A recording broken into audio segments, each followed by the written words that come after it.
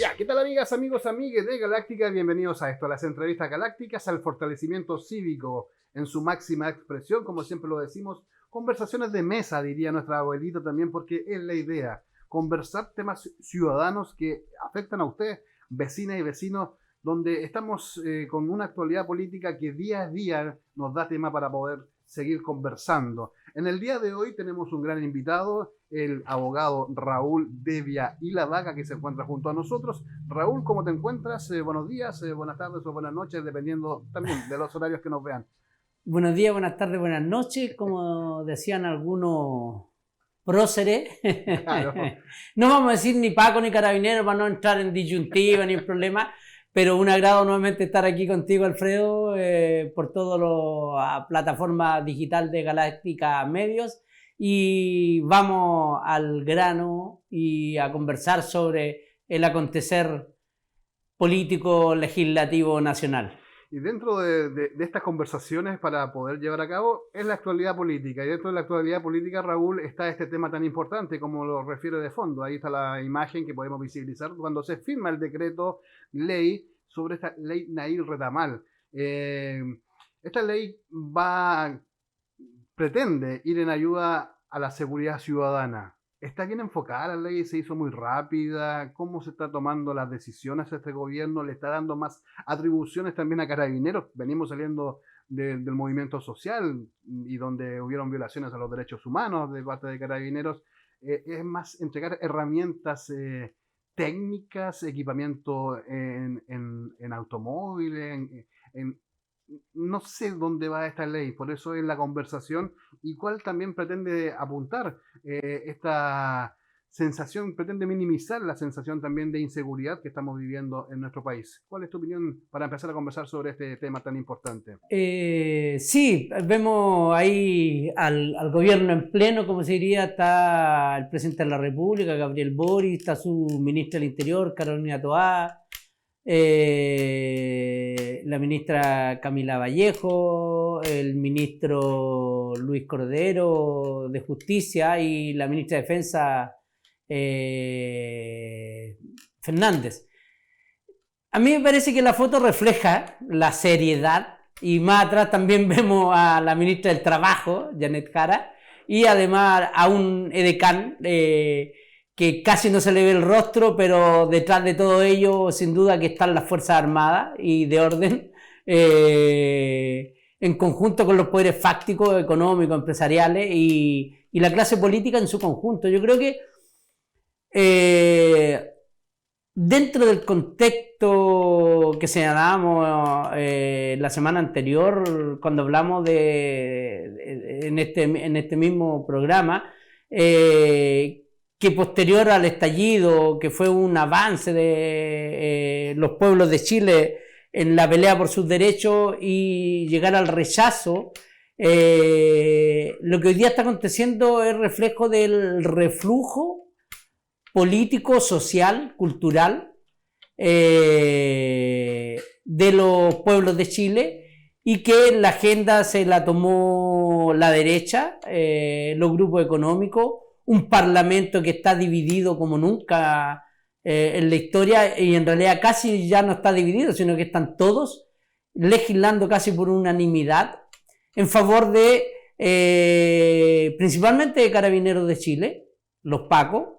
dándole facultades y asegurando leyes que hoy día los colocan como las víctimas de la delincuencia, cuando son ellos los que debieran protegernos de la delincuencia a nosotros y no nosotros a ellos. Hay un cambio desde el gobierno respecto a que en campaña se manifestaba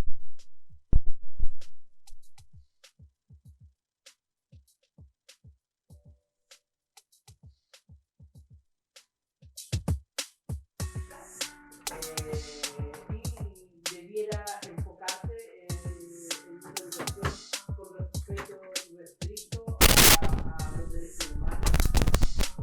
Lo que hoy día no ocurre, hoy día todo lo contrario de la ley.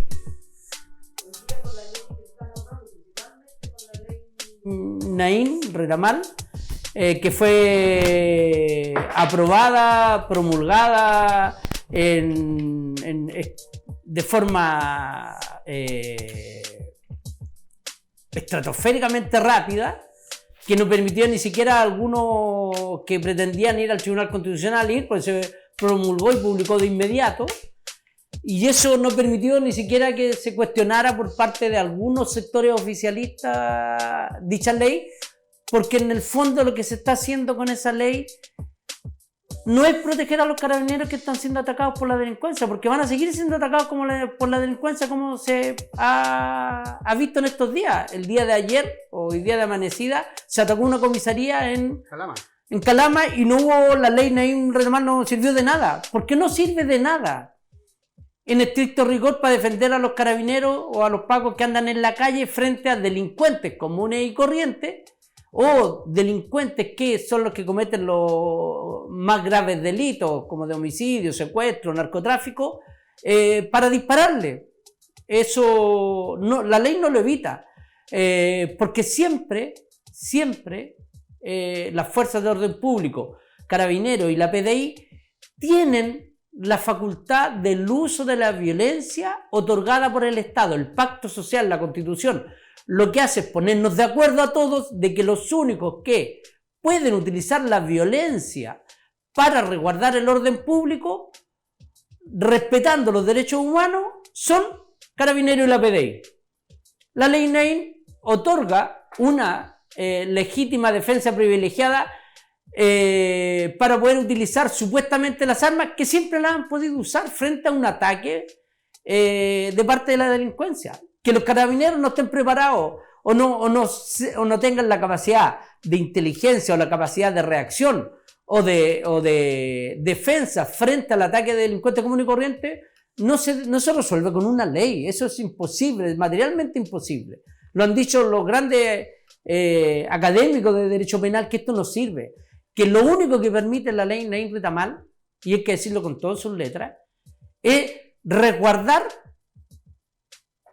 a los pacos que son violadores de derechos humanos en las manifestaciones y en la protesta social, porque donde se produce la violación de los derechos humanos son en esas ocasiones cuando el pueblo se manifiesta en las calles.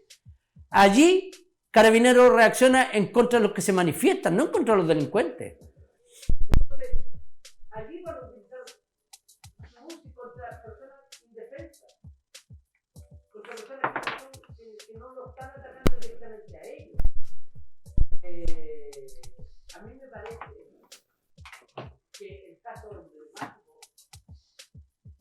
en este sentido de Fabiola Campillay, que ella misma lo dice, de que con esta ley el Paco que le disparó una lacrimógena que le hizo perder la vista, el sentido del gusto, el oído en gran parte, hoy día no estaría ni siquiera procesado, ni siquiera imputado, ni siquiera condenado por el grave delito de violación de los derechos humanos que se hizo. Lo mismo en el caso de Gustavo Gatica y de muchos tantos otros compañeras y compañeros que fueron violados sus derechos en el contexto del estallido social.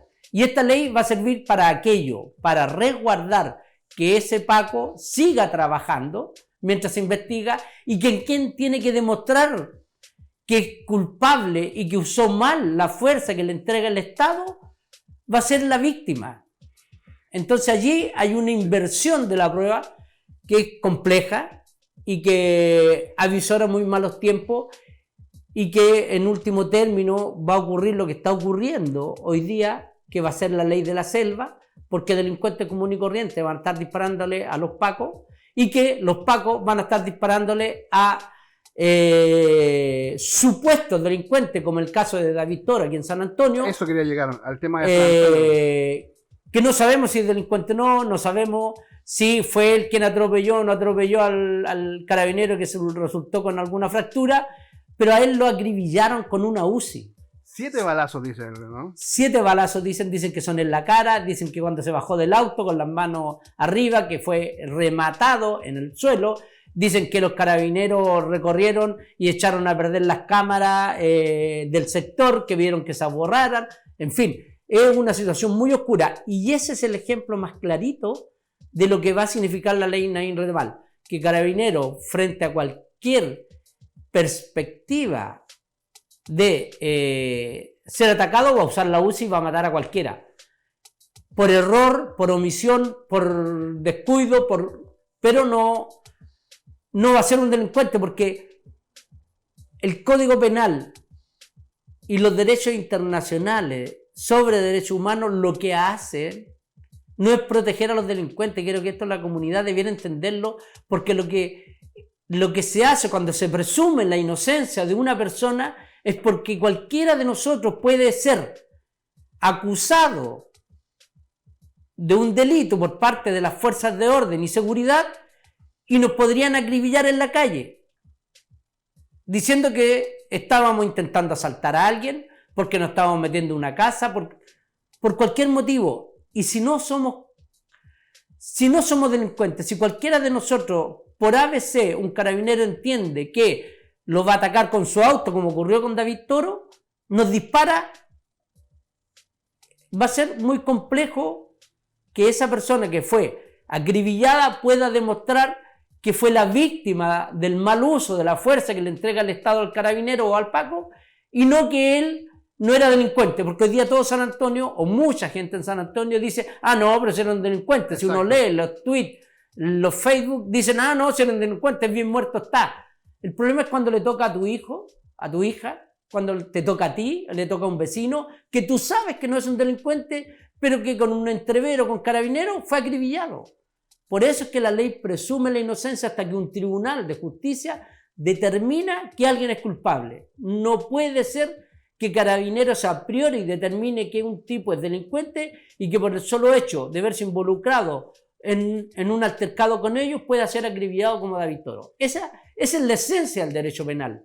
Esa es la esencia de que el Estado tome el uso de la violencia para sí y se la entregue como una facultad a las fuerzas de orden y seguridad. Le estamos entregando la confianza de que ellos van a actuar conforme a derecho, respetando los derechos humanos. Si no lo hacen, deben ser juzgados como violadores de derechos humanos. Y eso es determinante. Eso yo creo que, sin lugar a duda, es fundamental. Ahora, todos los demás, todas las otras normas que se han aprobado en el Congreso, todas las otras normas que están saliendo, todo este tema, incluso lo de calles sin violencia, a mí me parece que van a un análisis de un populismo legislativo y de un populismo gubernamental para intentar aplacar la inseguridad que han puesto los canales de televisión por lo que está aconteciendo en el país en diversas ciudades. Y que en definitiva no cambian la realidad va a continuar igual porque no sabemos si esta calle sin violencia qué va a implicar. Va a traer mayores recursos para educación, para salud, para justicia social. De hecho, ahí está el otro tema, Raúl. Saltar al segundo tema que es importante, este programa de Calle Sin Violencia, donde también San Antonio queda excluido de este plan, no así Cartagena. No sé cuáles son los criterios para dejar comunas externas afuera de este programa, pero la inseguridad y la seguridad está acá. Y lo otro es, ¿qué significa este plan? Por lo mismo, o sea, tú recién lo estabas mencionando, ¿qué significa? Más trabajo con la sociedad, con las juntas de vecinos, un trabajo cooperativo para sacar tanto la seguridad y el narcotráfico, o van a ser simplemente más autitos para carabineros. ¿Qué va a significar este plan o más intervenciones policiales? Desconocemos este plan de Calle Sin Violencia. ¿Cuál es tu opinión respecto a este tema también y a este programa? Yo creo que es una respuesta populista a un problema grave. No sé si a San Antonio le convenía o no le convenía estar en este programa Calle Sin Violencia. Vamos a ver en Cartagena cómo resulta. También está Valparaíso, Viña del Mar y creo que Villa Alemana sí. O dentro de la quinta región o Quilpué. Pero yo no sé si, como no sabemos en qué va a consistir esta Calle Sin Violencia, si va a ser más represión, es decir, más carabineros en la calle, más carabineros atacando ¿qué? El narcotráfico, el microtráfico o el gran tráfico de droga, a los comerciantes ambulantes. ¿Qué va a significar? No lo sabemos. Y por lo tanto, mientras no se sepa, es solo un eslogan, Calle Sin Violencia, un eslogan populista, como muchos decían por allí, se van a cambiar de una comuna para la otra. Aquí hubo gran debate entre las autoridades políticas, alcaldía ciudadana, delegación provincial, consejeros regionales, opinando sobre si correspondía. Un consejero regional pedía que fuera toda la provincia colocada dentro de este programa Calle Sin Violencia.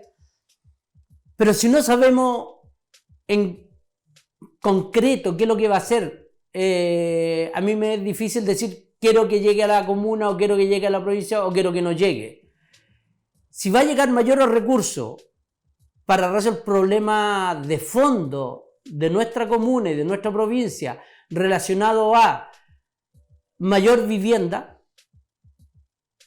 mayor salud, mejor educación, más centros deportivos, a propósito de la alcaldía ciudadana que propone que llegue aquí Calle Sin Violencia, ¿cuánta violencia menos habría si estuviéramos aprovechando el estadio municipal para el desarrollo de actividades deportivas de toda la comuna y de toda la provincia? Más allá de que si corresponde o no corresponde parcialmente, es una infraestructura que ha estado sin ocupar durante ya casi 2 años, con razón o sin razón. Yo aquí no me estoy refiriendo al tema legal de si debe recibirse o no debe recibir, si está bien o mal construido, si es peligroso o no es peligroso. Yo creo que una forma de evitar la violencia es teniendo centros deportivos como ese, con esa infraestructura, con esa calidad, a disposición de la comunidad. Y entonces creo que Calle Sin Violencia hasta ahora para mí es solo populismo, no es nada concreto, y por lo tanto para San Antonio yo así no lo quiero, hasta no saber qué efectivamente va a traer esos recursos y para qué. Porque para traer un escáner el gobierno lo tiene que traer por sí, es aduana a quien debe responder, no es la comuna. No se va a detener la delincuencia en la comuna por tener un escáner de droga en el puerto. La droga pasa por el puerto de San Antonio. Yo no sé si la embarcan aquí o no, creo que no, creo que pasa por aquí, se usa como puerto de tránsito y por lo tanto no queda aquí en la comuna, ni se va de la comuna. En la comuna tenemos tráfico de droga sin lugar a dudas, pero el escáner de los containers no es. El problema es cuánta plata deja el puerto en San Antonio. Yo creo que ese es un tema de fondo que hay que discutir. Es un tema muy importante. El tema de hoy es simplemente el tema de la seguridad. Conversando acá junto al abogado Raúl Devia y La Vaca en las entrevistas galácticas. Raúl, también en los últimos minutos que nos quedan, queremos abordar el tema tan importante, 40 horas, mucho parlamentario sacando la chapita, como que tremendo trabajo, 40 horas, pero por otro lado vemos también a los movimientos, no más AFP, por ejemplo, donde hace un guiño, como de decir, ojo, atención, Fundación Sol también ha levantado información correspondiente a esto, sobre la flexibilidad que trae estas 40 horas a los sindicatos, a los trabajadores. ¿Cuál es tu opinión respecto a este tema, donde tú eres un abogado laboralista, Raúl? De bastante cuestionamiento, tal como dijo un académico, profesor de Derecho Laboral, doctor en Derecho Laboral de la Universidad Diego Portales, José Luis Ugarte, y también el profesor Sergio Gamonal de la Universidad Adolfo Ibáñez, que son dos grandes académicos del derecho laboral en Chile, que fueron los que proyectaron la reforma laboral del año 2008 con los nuevos tribunales. Son quienes han dado clase a los jueces del trabajo, a los intervinientes en los procesos laborales. Ellos han sido muy críticos porque efectivamente, sin lugar a dudas, que el titular es fantástico. O sea, que es más que los abogados laboralistas quisieran que en Chile existieran efectivamente 40 horas laborales a la semana, como existen hoy día las 45 horas, y que se rebajó de 48 a 45, que fue un avance. Pero esas 48-45 fue sin ninguna concesión al empresariado. Estas 40 horas fue con una gran concesión que ni siquiera el gobierno de Piñera había logrado establecer, ni proponer, ni siquiera sacar adelante el tema de la flexibilidad laboral para el empresariado y principalmente para el retail y las empresas de servicio. El profesor Ugarte hacía la comparación en ese sentido y señalaba con un ejemplo muy claro qué va a pasar con este tema de la flexibilidad laboral en relación a la cantidad de horas, porque las 40 horas ya no van a ser consideradas en la semana en sí misma. Es decir, que si un trabajador hacía 40 horas en la semana y trabajaba 5 u 8 horas más, eran 5 u 8 horas más, horas extraordinarias. La jornada ordinaria de 40 a la semana y tenía 8 horas extraordinarias que se pagaban de forma especial, con recargo, como corresponde de acuerdo a la legislación. El proyecto de ley, ¿cómo flexibiliza este tema? Ya las 40 horas no van a ser contabilizadas dentro de la semana calendario, sino que van a ser contabilizadas dentro del mes calendario. Es decir, que una semana, vamos a ponernos en el caso del mes de diciembre, que es muy importante para el comercio, en el mes de diciembre, las 2 primeras semanas se trabaja 28 horas a la semana y es posible, de acuerdo a esta nueva legislación, y por lo tanto queda un banco de horas disponible de 52 horas a la semana para la semana de Pascua y para la semana de Año Nuevo. ¿Qué tal para el empresariado? Tener trabajadores con 52 horas durante la semana de Pascua y la semana de Año Nuevo, y las semanas anteriores solo 28 horas, es decir, van a permitir que el empresariado se ahorre las horas extraordinarias que hoy día ejecutan los trabajadores del comercio en favor del empresariado. ¿Por qué? Porque como se va a hacer el mes calendario, Claro. las 40 horas, el promedio tiene que ser de 40 horas a la semana. Y hacer el promedio, usted puede hacer 28 horas una semana y 52 horas la próxima semana. ¿Qué es lo que dice la norma en concreto? Que algunos lo van a decir, pero es que tiene que ser negociada con el sindicato. ¿Cuántas empresas tienen sindicatos fuertes que puedan efectivamente negociar el tema de la hora, de esta flexibilidad? No existen. El promedio de sindicalización en Chile, con suerte, llega al 14-15%. Y en aquellos lugares donde no hay sindicato, tiene que ser entre el empleador y el trabajador. Wow. ¿Por qué el derecho laboral es protector? Porque hay una parte fuerte, el empleador, el que otorga el trabajo, el que te contrata, y que uno firma lo que sea por tener trabajo, porque de eso vive de su fuerza de trabajo. Entonces, va a venir el empleador, le va a decir al trabajador, mire, y la ley lo dice de esta forma, se ponen de acuerdo y el empleador le va a señalar al trabajador con una semana de anticipación, la próxima semana usted va a trabajar 28 horas. A la semana siguiente le dice, la próxima semana usted va a trabajar 52 horas. ¿Va a poder ese trabajador oponerse a dicha disposición del empleador? No, porque la ley dice expresamente que el empleador va a entregar el calendario semana a semana. Entonces, este gran logro de bajar a 40 horas, que además no es inmediato, no es que se vaya a aplicar hoy día ya, es progresivo, comienza con 1 hora el próximo año hasta el 2028. O sea, las 40 horas son largas, progresivas, de aquí a 5 años. La flexibilidad es ahora ya. Wow. Entonces, entre esos dos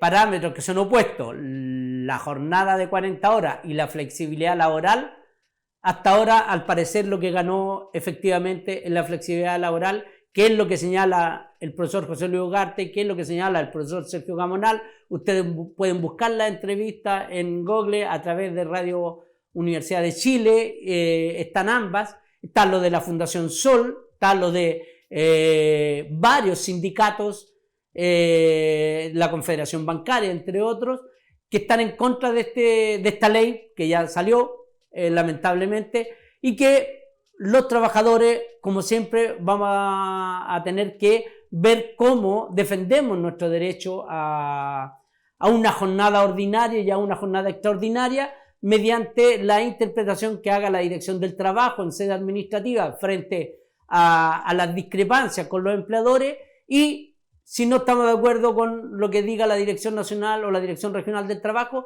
podemos recurrir a los tribunales laborales en defensa de los derechos de los trabajadores. Creo que es la forma en que vamos a tener que enfrentar esta ley, en que otorgó flexibilidad laboral en favor de la empresa y que supuestamente va a llegar a establecer 40 horas de aquí a 5 años más en favor de los y las trabajadoras. Es complejo, pero es el signo de los tiempos.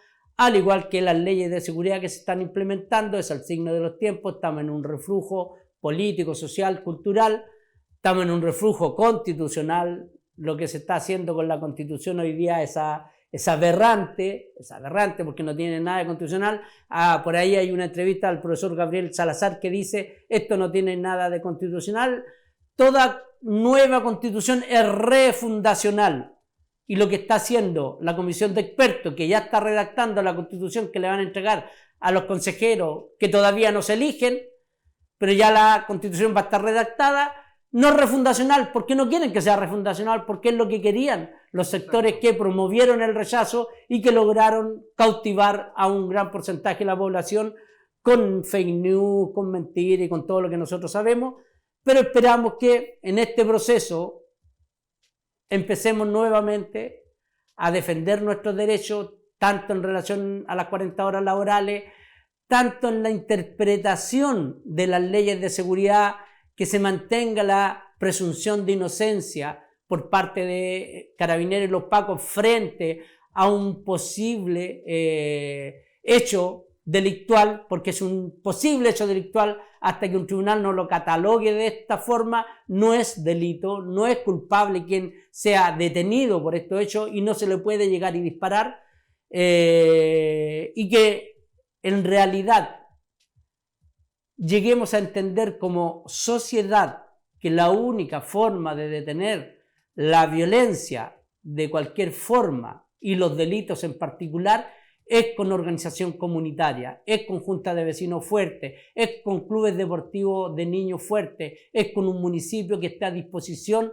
de resolver estos problemas que tiene a cargo la educación, la salud y la seguridad. Y la seguridad. Temas tan importantes. Conversando junto al abogado Raúl Devia y la Vaca, y también se me queda algo en el tintero, Raúl. Ojo que algunas menciones y cambios de esta ley de 40 horas también pasaron por el gobierno de Sebastián Piñera. Por ejemplo, la flexibilidad, que no estaba en el gobierno, que no estaba contemplado en el proyecto inicial y que se agregaron estas modificaciones.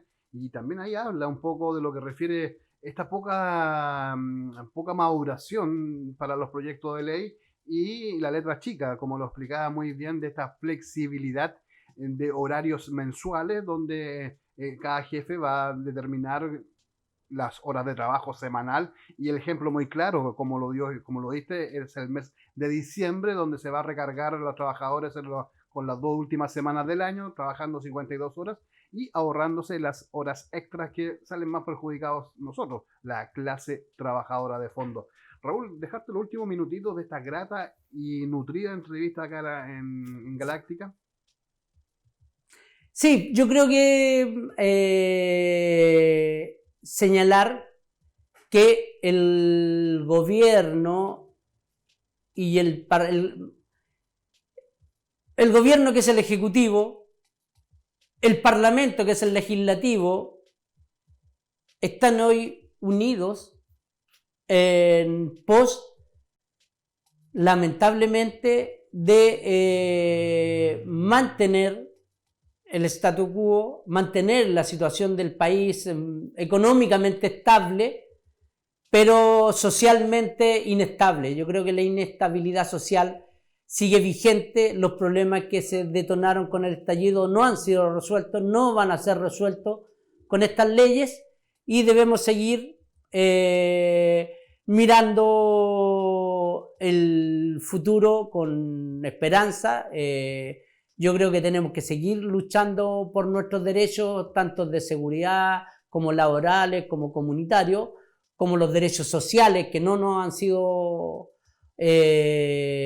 otorgados, que no nos han sido entregados como lo pedimos, y que en definitiva el proceso constituyente, que debiera ir en ese avance, no lo va a hacer, y por lo tanto el llamado para este 7 de mayo en la votación impuesta, obligatoria, a la que tenemos que ir todos los que tenemos derecho a voto, claramente manifestar nuestro repudio a este proceso, anulando el voto y volver a la vieja consigna de Asamblea Constituyente Popular y Soberana para Chile, para refundar Chile. Sin duda, una constitución es el pacto social más importante que un país tiene, y si no es refundacional, lo que hace es mantener el statu quo, es mantener los principios de la Constitución de la dictadura del 80, y como dice el dicho, aunque la mona de seda se vista, mona queda. Así que eso, agradecerte, Alfredo, una vez más por la entrevista. Seguimos en lucha y nos veremos próximamente por los medios de plataforma Galáctica Medios.